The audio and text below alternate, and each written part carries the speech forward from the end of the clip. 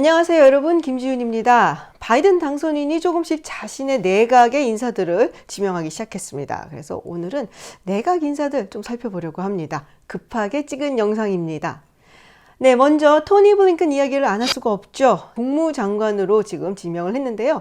토니 블링컨은 사실은 굉장히 잘 알려진 인물입니다. 우리나라에도 여러 번 왔었고요. 외교 전문가들 사이에서는 상당히 많이 알려져 있는 유명한 사람이죠. 어릴 때부터 환경이 그냥 외교관의 환경이었어요. 아버지도 외교관이었고요. 또 삼촌도 외교관이었고, 심지어 이혼한 다음에 어머니가 재혼했었던 새아버지도 유네스코에서 일하던 사람이었습니다. 그래서 프랑스 파리에서 어린 시절을 보냈죠. 그래서 블링컨의 그 프랑스어가 거의 네이티브 수준이다 라는 이야기가 있습니다. 근데 이 블링컨이 바이든과는 굉장히 오랜 인연을 유지를 하고 있죠. 2002년도 바이든이 상원의원 시절일 적에 블링컨이 보좌관 비슷한 약간은 좀 어드바이저로 외교 안보 문제를 이야기하러 바이든 밑에서 일하기 시작을 합니다. 그리고 바이든이 부통령이 된 다음에는 부통령에게 딸린 국가안보 보좌관 역할을 4년 동안 수행을 하고요. 그리고 오바마 행정부 2기가 시작이 되면서 오바마 행정부의 국무부 부장관이 됩니다. 그러면서 굉장히 높은 포스트로 올라간 것이죠. 바이든에 대해서 굉장히 존경심을 가지고 있고, 혹자는 바이든의 분신이다, 이렇게까지 이야기를 합니다. 근데 한 가지 제가 확실하게 알 수 있는 거는 서로 굉장히 좋아한다는 얘기예요. 아주 케미도 잘 맞고, 제가 영상 하나를 봤는데 이 블링컨이 바이든을 소개하는 영상이었어요. 연사 나오기 전에 누굽니다 하고 얘기하는 건데, 거기서 말하기를 나의 멘토, 나의 친구, 그리고 내가 아는 가장 훌륭한 공직자 바로 바이든입니다 라고 소개를 하더라고요. 그래서 약간 좀 진심이 정말로 많이 묻어나온 느낌이었기 때문에 바이든과는 거의 20년 가까이 동고동락을 해온 그야말로 동지다 라고 볼 수가 있겠죠. 두 번째 인물은 제이크 설리반입니다. 굉장히 젊어요. 이 사람이 1976년생이니까 몇 살이야? 네, 매우 젊죠. 아마도 미국 역사상 60년 만에 최고로 젊은 국가안보 보좌관이 탄생했다라고 이야기를 하고 있습니다. 원래는 힐러리 클린턴 쪽 인물이었어요. 그런데 블링컨이 바이든 부통령의 국가안보 보좌관 역할을 하다가 미국 국무부 부장관으로 떠났다고 했죠. 그래서 바이든 부통령 국가안보 보좌관 자리를 물려받은 사람이 바로 이 제이크 설리반입니다. 그러니까 블링컨의 후임자라고 할 수가 있겠죠. 네, 제이크 설리반은 굉장한 수재예요. 다트머스 칼리지를 졸업을 하고, 그리고 로드 스칼라십을 받아서 옥스퍼드 대학에 가서 수학을 했고요. 돌아와서는 예일 대학교 법과대학을 졸업을 합니다. 이 로드 스칼라가 뭐냐면요, 100년도 넘은 장학금 제도예요. 영국에서 영어권에 있는 정말로 훌륭한 대학을 졸업한 학생들을 뽑아서 옥스퍼드에 데리고 와서 수학을 시키는 겁니다. 그래서 아주 대표적인 케이스로 빌 클린턴 전 대통령이 로즈 스칼라였죠. 그 외에도 2020년 민주당 경선에서 두각을 나타냈었던 피트 부티지지, 인디아나주의 사우스밴드 시장도 마찬가지로 로즈 스칼라였고요. 또 코리 부커 의원도 로즈 스칼라였습니다. 그러니까 한마디로 미국의 국가대표 공부 선수다, 이렇게들 보시면 됩니다. 한 가지 흥미로운 것은 아직은 발표가 안 됐지만 아마도 국방장관으로 지명될 것이다 라고 여겨지고 있는 미셸 플루노이까지 합쳐진다면 그야말로 국방부, 국무부, 그리고 국가안보 보좌관이 다 한 팀처럼 굴러가는 그야말로 아주 끈끈한 일종의 정예 군단처럼 보여집니다. 두 사람의 조화를 보면은 몇 가지 특징을 좀 찝어낼 수 있을 것 같아요. 첫 번째로 America is back. 트럼프 대통령은 아메리카 퍼스트였죠. 지금 국무장관 그리고 국가안보 보좌관을 지금 지명한 사람들을 보면은 미국의 리더십을 복구해야 된다라는 이야기를 하고 있습니다. 그동안 약간 좀 체면이 구겨졌는데 미국이 돌아왔다. 전 세계 질서를 이끌어가는 미국의 리더십을 회복하겠다라는 의지를 둘 다 굉장히 강하게 천명을 하고 있습니다. 앞으로의 세계 질서는 예전에도 그랬던 것처럼 미국이 가지고 가겠다라고 이야기를 하고 있고요. 두 번째는 전통적인 외교 전략가들이 지금 포진하고 있다는 겁니다. 트럼프 대통령 때하고는 상당히 다른 모습이죠. 그래서 어찌 보면은 굉장히 유려하고, 또 토니 블링컨 같은 경우는 말도 아주 스무스하게 해요. 듣고 있으면 그냥 영화배우 얘기하는 것 같아요. 근데 사실은 아주 전문적인 외교관들이기 때문에 상대하기가 그렇게 녹록지는 않을 것이다 라고 보여지고요. 세 번째는 국무부가 다시금 힘을 받게 된다라는 것입니다. 트럼프 행정부 때 국무부가 굉장히 홀대를 받았죠. 예산도 거의 20에서 30%씩 매 삭감한다라고, 그래서 국무부 직원들이 굉장히 사기가 저하가 됐었고, 실제로 많은 국무부 직원들이 국무부를 떠나기도 했습니다. 미국의 국무부는 어떻게 보면은 그야말로 엘리트들이 모인 곳이고요. 또 자부심도 어마어마합니다.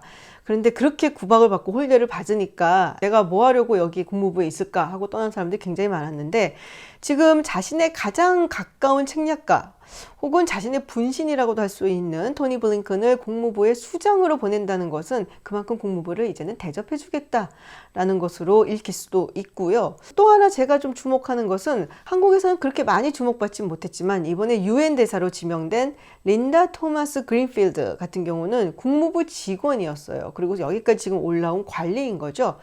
이번에 유엔 대사를 장관급으로 격상을 시켰습니다. 그리고 국무부 직원을 거기에 임명을 한 거예요.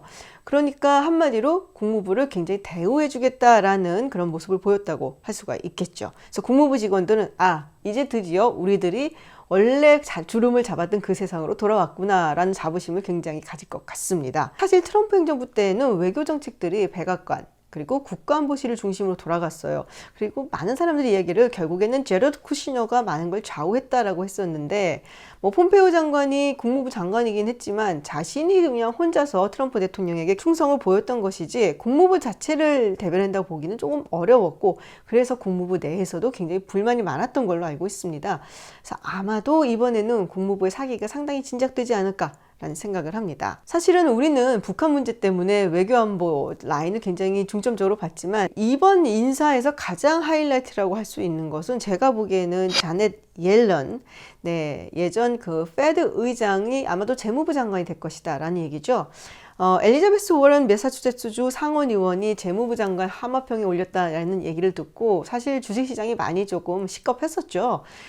엘리자베스 워런 같은 경우는 굉장히 왼쪽에 있고, 민주당 내에서도 아주 왼쪽에 있고, 이 테크 거대 공룡 기업들을 전부 다 분해시켜 버려야 된다, 이런 식으로까지 얘기를 했던 사람이기 때문에 조금 많이 우려가 있었어요. 근데 사실 저는 바이든 당선인이 워런 상원의원을 재무부 장관 후보로 마음속으로 생각을 했을 거라고 보지는 않습니다.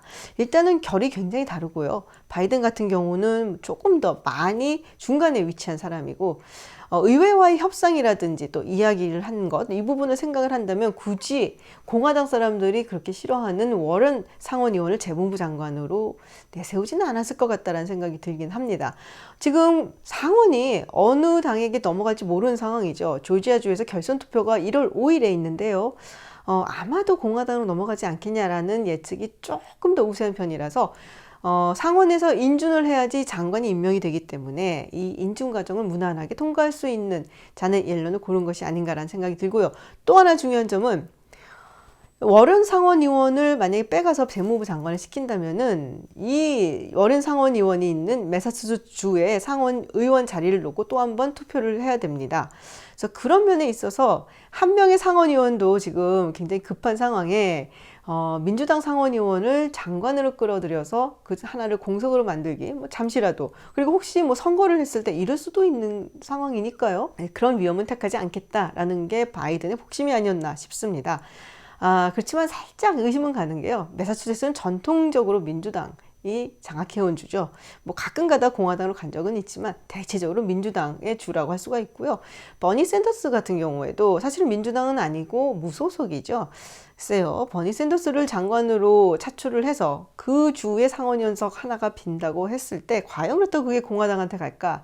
글쎄, 저는 그렇게 보지는 않습니다만, 어쨌든 바이든이 생각하기에는 상원의원석들을 몇 개 비워줌에 따라서 민주당이 상원의원석을 또 잃을 수도 있다라는 그런 이제 어떤 위기감에서 그냥 무난하게 자넷 옐런 의장을 택한 것이 아닌가 싶습니다. 또 하나 중요한 사람이 있습니다. 바로 기후변화 특사로 임명된 존 케리입니다. 다들 아시겠지만은 매사추세츠 상원 의원을 굉장히 오랫동안 했었고, 그리고 2004년도 민주당 대선 후보였죠. 그리고 오바마 행정부의 제2기 국무장관이었습니다. 이 정도 되면은 정말 슈퍼스타급 정치인이라고 할 수가 있는데요. 존 케리를 그러면 기후변화 특사로 임명한 이유는 무엇일까? 일단은 한 가지가 있어요. 바이든 당선인이 선거 당시에 내가 기후변화에 굉장히 많은 돈을 쓰고 신경을 진짜 많이 쓸 거다라고 공약을 내걸었죠. 이게 진심이다 라는 것을 보여주는 것이기도 하고요. 또 하나는 이 기후변화 이슈에 있어서 전 세계적인 리더십을 미국이 쥐고 가겠다라고 보여집니다. 존 케리 정도 되는 정치인이라면 사실은 이 기후변화 이야기를 하기 위해서 모인 사람들, 전 세계에 어떻게 보면은 거의 헤드급이라 할 수 있는 사람들이죠.